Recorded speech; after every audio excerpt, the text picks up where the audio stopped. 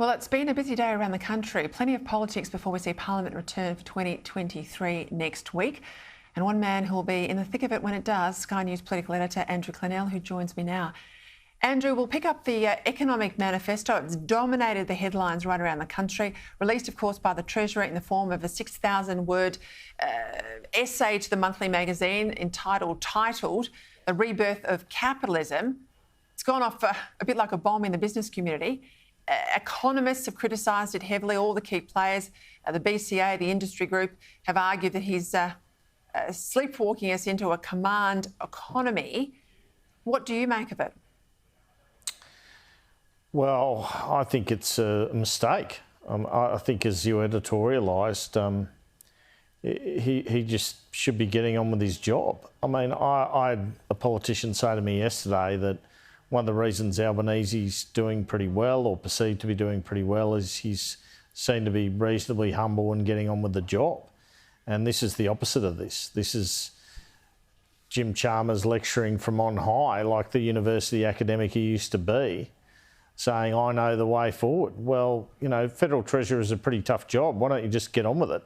And maybe after a few years, you'll have time to reflect and have a philosophy. Right now, just get on with doing everything you can to reduce inflation, get that budget in order and prevent Australia going into recession. That's your day job, not doing the monthly essay. Now, people in the government say, well, he was on leave. Well, probably should have just hung out with his family, really. Well, he hasn't even had his feet under the desk for a year. I mean, if Peter Costello wanted to write an essay for the Monthly on a strategic economic direction, it might be worth reading. But, you know, you point out he's got a big day job as it is. I spoke to a Labor Party veteran last night who couldn't believe, and he's a Chalmers fan. He says, I can't believe he'd waste that time over something that he really doesn't have to spare on doing something like this. He said he's a young man, he's 44. And this is the sort of thing where these words will come back to haunt him for the rest of his career. I mean, I suspect, you tell me if I'm wrong, this will be a key focus of Parliament next week, won't it? Look, I think it will. There's no doubt. And that'll be an interesting one because he's been pretty successful in taking the mickey out of Angus Taylor. Angus Taylor, the Shadow Treasurer, has got a bit of baggage. So, but Taylor's got some ammunition here. And the criticism and suspicion around Jim Chalmers is that he is pretty left-wing. Let's face it, most Australian voters are in the centre. He's in the right faction. Albanese's in the left, but as I said on air yesterday, it's like they've swapped sides on this one. And there's always the concern, I think, for a lot of observers of Labor that because now half the vote for a leader is from the party membership, correct, and they have more of the majorities from the left, that people like Jim Chalmers are seeking to pander to the left. And that's the concern that's partly behind this. I do know in Shadow Cabinet, Shadow Ministers would tell me they were concerned that he was cozying up to the left with some of his approaches. We know he was at the scene of a few tax and spend accidents in the Bill Shorten opposition as opposition finance spokesman. Jim Chalmers should be working hard to get away from that image if he wants to be a future Prime Minister and if he wants to be a Treasurer that is remembered, like Peter Costello and Paul Keating are in Australia. That monthly essay is not going to get him remembered, not for any good reasons anyway. Right, let's go to the other side, to the coalition. Shadow Cabinet met today. There's talk that they will block Labor's emissions cap and trade scheme, effectively forcing the government, if that happens, into a deal with the Greens to push on the agenda through the Parliament. Now, is that the formal position? Have you been able to glean anything from Shadow Cabinet? And I will say, as a former insider, of course, just because Shadow Cabinet takes a decision, it will still have to go to the joint party room, and that meeting will occur next week. But what can you tell us? Yeah, I found that story pretty unsurprising. I mean, the rhetoric has been anti the government's plan, and yeah, I would expect that to be the coalition position, but I would expect Pocock and the Greens to pass the legislation. So similar, I guess, to the 43% target, that situation. Oh, and of course, then he went into Christmas, Pocock, saying, I can't believe it. It meant there was these huge payouts to fossil fuel companies, but that was very front and centre in the legislation. He just needs to read a bit more carefully. Hey, talk to me about Monique Ryan, Independent Hill, seat of Kooyong, formerly held, of course, by Josh Frydenberg. She said she was going to be a new broom, that they were going to do things in a, with more integrity, greater transparency. She had a staffer, a chief of staff, activist Sally Rugg. They were both in a bit of a, what do you call a bromance for women? A sistermance, I don't know. When they both started working together, there were all these tweets about how pleased they were to know each other.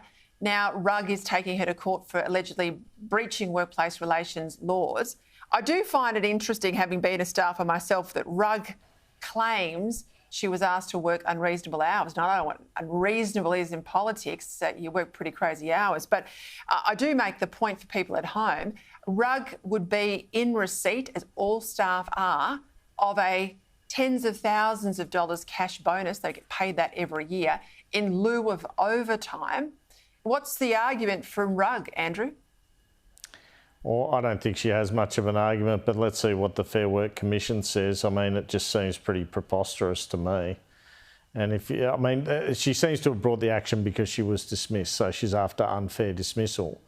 And that dismissal, from what we know, and we don't have the full details, everyone will be watching the proceedings as they go ahead, were that they had a disagreement over hours. Maybe Monique Ryan would call her after hours. Maybe she would require her to go to functions. As you say, all of that's pretty normal for staffers. Staffers work terrible hours. That's why it's often seen as a young person's game.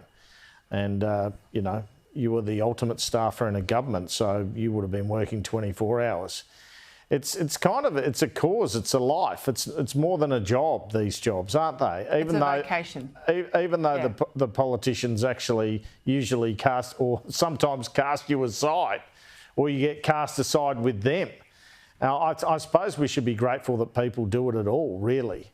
But I've never known a staffer to not realise, one, that they just have to work ridiculous hours, and two, that they don't have many rights, really, in terms of at least that situation.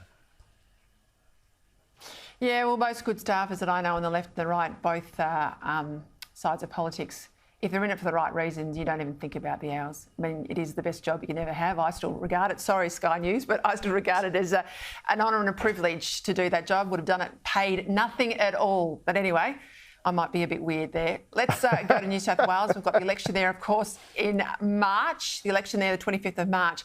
This damning report out in the Daily Telegraph today, 30% or so of businesses, so 1 in 3 almost, say if nothing's done to improve conditions, particularly insurance costs and energy, they're going to close their front door. Now, how's it going to play out in the election? Is it policies, cost of living, issues like this that'll be front and centre?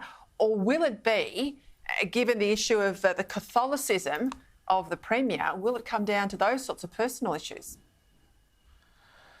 Well, all I'll say in relation to that is, and I think cost of living is a bigger issue, but no side can really address it. And the government's thrown a lot of money at it. I'm one of the people who's just got applied successfully for toll relief, for example. I'm getting vouchers to send my kids to school. They're throwing money like confetti, really. As you and I have spoken about before with this sort of thing, when Gladys Berejiklian used to do it as Premier, it's giving us back our own money. So the government's trying its best, but I think it just gets saddled with the you've been in 12 years title, and it's really tough for us at the moment, and that's enough to see you off. And so that's what I expect will happen.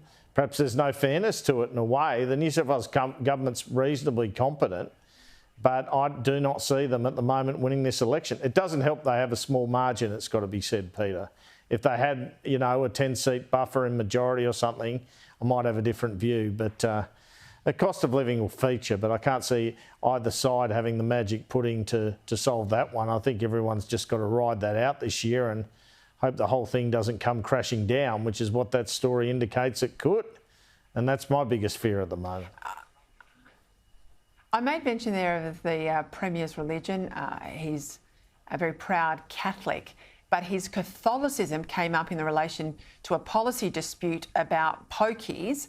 The New South Wales Chief Executive, John Landis, of the New South Wales Clubs Association, made comments about his Catholic gut, I think he called it, or Catholic guilt. And the Premier, not happy about it, of course. But this afternoon, Josh Landis has lost his job. Give us some more detail here. Well, that's interesting now because the quote was Catholic gut, but I wonder if he was misheard and it was guilt when you think about it, because that's an old phrase, isn't it? Catholic guilt. Yeah. Well, it was crazy. Really, you know, such a quick fall for Josh Landis. He's been a bit of a warrior in this space, and him and the Herald, the Sydney Morning Herald, have been at odds because the Herald's running a campaign on it. He's rung a Herald journalist back late yesterday and made these comments about Dom Perrottet, which seemed mad. And he's had to fall on his sword today. He texted me earlier in the day hoping to hang on and saying he was apologetic and he was only human. But now he's been sacked. And you could see why this is someone who is in a job where you have to be a stakeholder to government, roundly condemned by both Perrottet and Minns. His situation was untenable. And his job was dead the moment he hung up the phone with that journalist. I bet you he wished he never made the call. Well, we wouldn't tolerate it if it was a Jewish comment, if it was a comment about, let's say, his Aboriginality. And he's Jewish. Catholicism Peter, tends to be washed over. Josh Landis is Jewish. That is what is so bizarre about it. He is a guy who, would rail against anything anti-Semitic. So he's really had a massive brain fade there. It's the world we live in. Andrew Clennell, thank you.